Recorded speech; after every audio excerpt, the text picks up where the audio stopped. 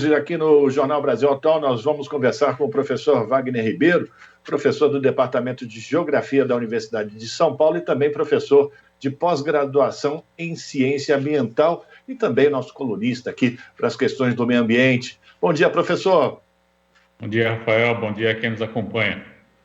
Professor, o governo federal começa hoje uma empreitada na tentativa de mudar a imagem internacional do Brasil com relação à preservação do meio ambiente, especificamente as queimadas na Amazônia. Hoje, o vice-presidente da República, Hamilton Mourão, deve fazer um tour com embaixadores da Europa para mostrar que o Brasil preserva a sua floresta, que não existem queimadas. Como é que o senhor avalia essa iniciativa do governo federal diante de todos os dados que são apresentados pela ciência através das imagens de satélite? Como é que o senhor vê essa iniciativa do governo federal?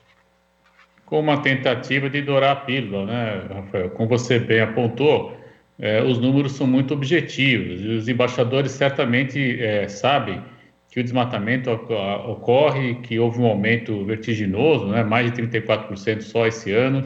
O ano passado os números também foram bastante elevados.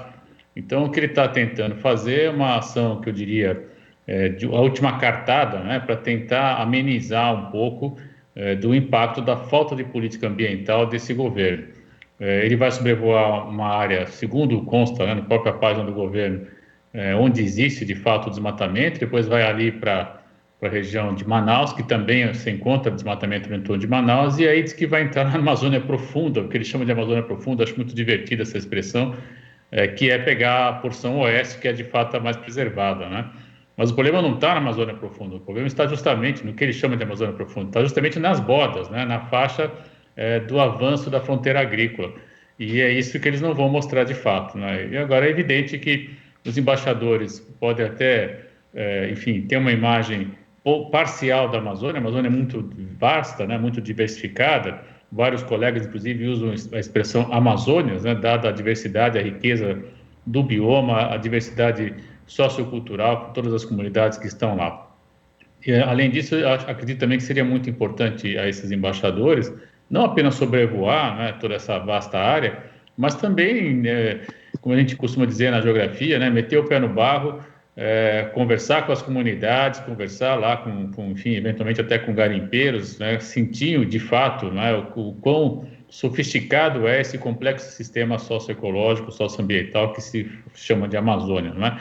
E aí eles vão ter claramente a oportunidade de perceber que, de fato, nós estamos diante de uma área onde os conflitos estão postos, né? O conflito pela terra, se trata de um modelo de expansão, de ocupação do solo no Brasil, que está, inclusive, afetando, e aí eu espero que o ministro Mourão também faça esse sobrevoo, né? Unidades de conservação, terras indígenas, ou seja, o Brasil está afrontando também direitos consagrados aí na esfera internacional.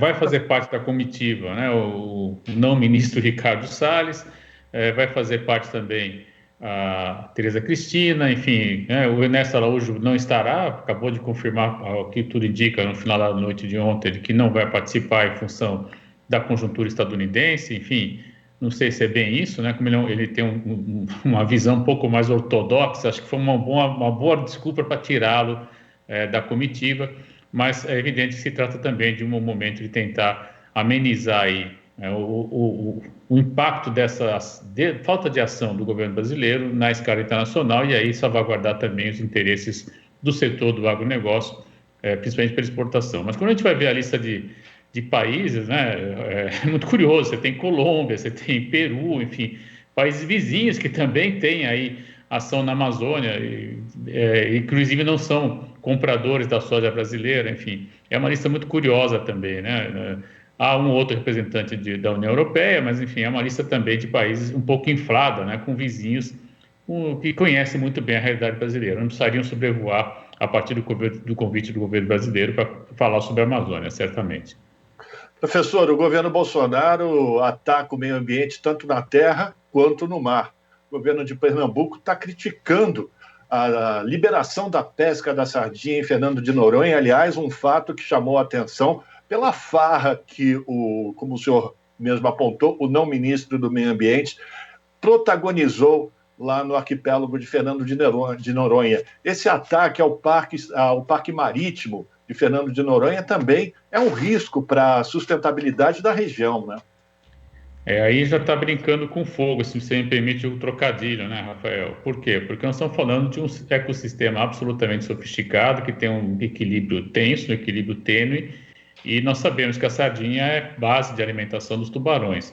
É isso, inclusive, que está levando ao governo de Pernambuco, que tem na atividade do turismo uma atividade muito importante, a levantar preocupação, porque é evidente que você aumentar o consumo da sardinha pela comunidade, você vai ter aí a diminuição da oferta de alimento para o tubarão, e nós sabemos que a costa do Pernambuco ela é com frequência visitada por tubarões, então há de fato o temor de que a ocorrência da presença dessa espécie, que é muito agressiva, inclusive para a espécie humana, possa aumentar.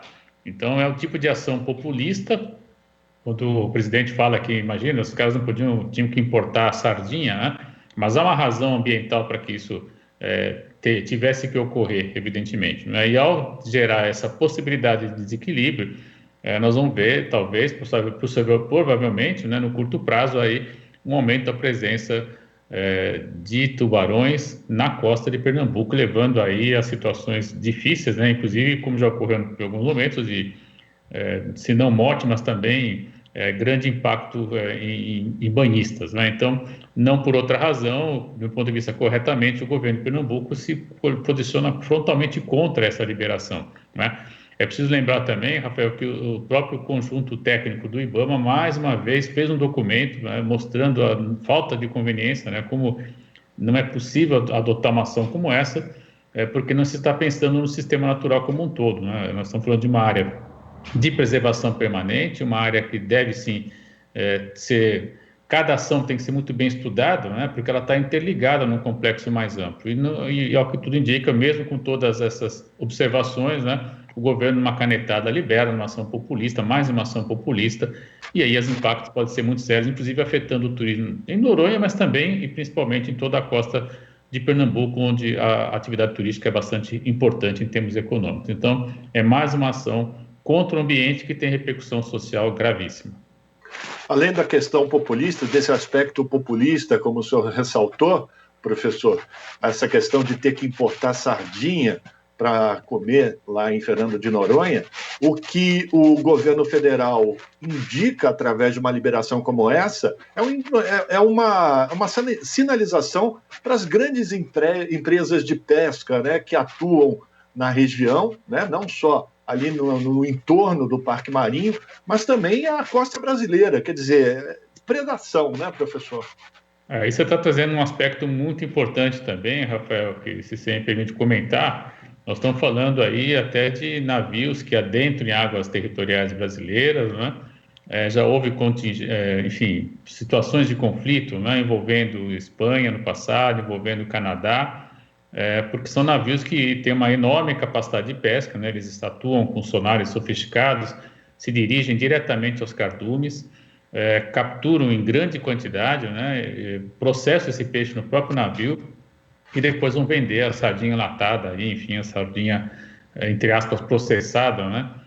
Para o mercado internacional. E isso é de fato muito preocupante, né? Porque aí nós vamos ter claramente, né, esse desequilíbrio que o governo do Pernambuco está apontando.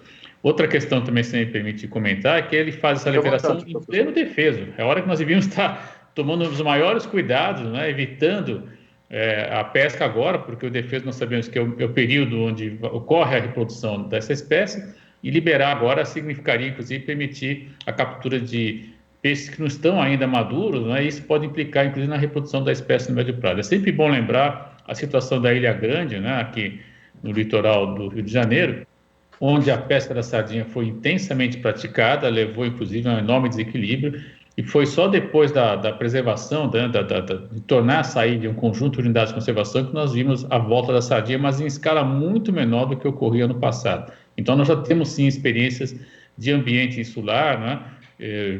No caso da Ilha Grande, um pouco mais próximo do continente, mas em Noronha já na faixa oceânica, de como essa pesca pode sim trazer impactos seríssimos na escala local e, nesse caso, também numa escala mais ampla, envolvendo, chegando até o litoral de Pernambuco. Quero agradecer a participação do professor Wagner Ribeiro, professor do Departamento de Geografia da Universidade de São Paulo e também do Programa de Pós-Graduação em Ciência Ambiental da Universidade de São Paulo, falando aqui no Jornal Brasil Atual sobre essa iniciativa do governo federal de tentar fazer um tour, fazer publicidade para dar resposta à pressão internacional contra o desmatamento e as queimadas na Amazônia, e também fazendo uma avaliação dessa decisão do governo federal de liberar a pesca no Parque Marinho que fica em Fernando de Noronha. Professor Wagner, sempre um prazer falar com o senhor. Forte abraço e a gente volta a se encontrar. Até a próxima, Rafael. Conversamos com o professor Wagner Ribeiro, aqui no Jornal Brasil Atual. Você está ouvindo Jornal Brasil Atual. As notícias que os outros não dão.